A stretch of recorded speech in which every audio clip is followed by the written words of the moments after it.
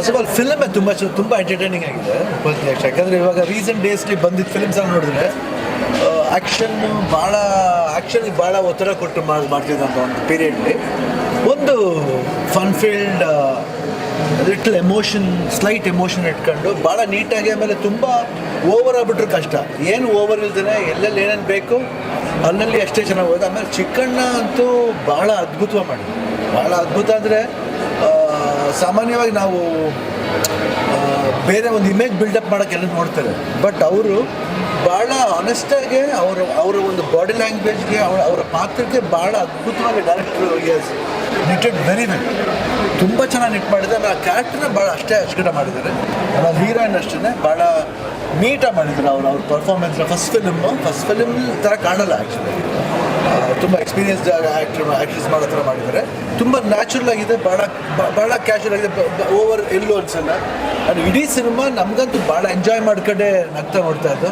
ಒಂದು ಪಾಯಿಂಟ್ ತುಂಬ ಇಷ್ಟ ಆಯಿತು ಅಂದರೆ, ಯೂಶ್ವಲಾಗಿ ಕಾಮನ್ ಲೈಫ್ಲಿ ಎಲ್ರಿಗೂ ಹೀರೋಸ್ ಅಂದ ತಕ್ಷಣ ಅಟ್ರ್ಯಾಕ್ಟ್ ಆಗ್ಬಿಡ್ತಾರೆ.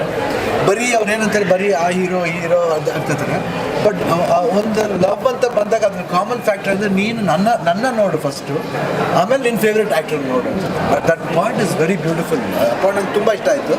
ಯಾಕಂದರೆ ಬರೀ ನೀನು ಅವರು ಥಿಂಕ್ ಮಾಡ್ಕೊಂಡೆ ಲವ್ ಮಾಡೋದಲ್ಲ, ಮತ್ತು ನಾನೊಬ್ಬ ಇದ್ದೀನಿ, because today what ever it is, ಆ ಪಾಯಿಂಟ್ನ ತುಂಬ ಚೆನ್ನಾಗಿ ಹೇಳಿದ್ದಾರೆ. ಅದು ನನಗೆ ಭಾಳ ಇಷ್ಟ ಆಯಿತು. ಆ ಪಾಯಿಂಟ್ ಭಾಳ ಅದ್ಭುತವಾಗಿದೆ.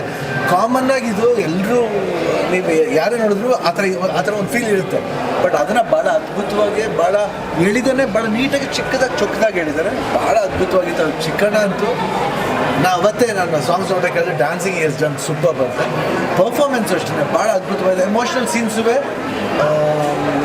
ಏನು ಮಾಡ್ತೀವಿ, ಅವರು ಕಾಮಿಡಿ ಇದರಿಂದ ಬಂದರೆ ಎಲ್ಲರೂ ಎಮೋಷನ್ ಹೆಂಗೆ ಮಾಡ್ಬೋದು ಅಂದರೆ ಒಂದೊಂದು ಸತಿ ಎಮೋಷನ್ನು ಕೆಟ್ಟದಾಗಿ ಫೀಲ್ ಆಗುತ್ತೆ.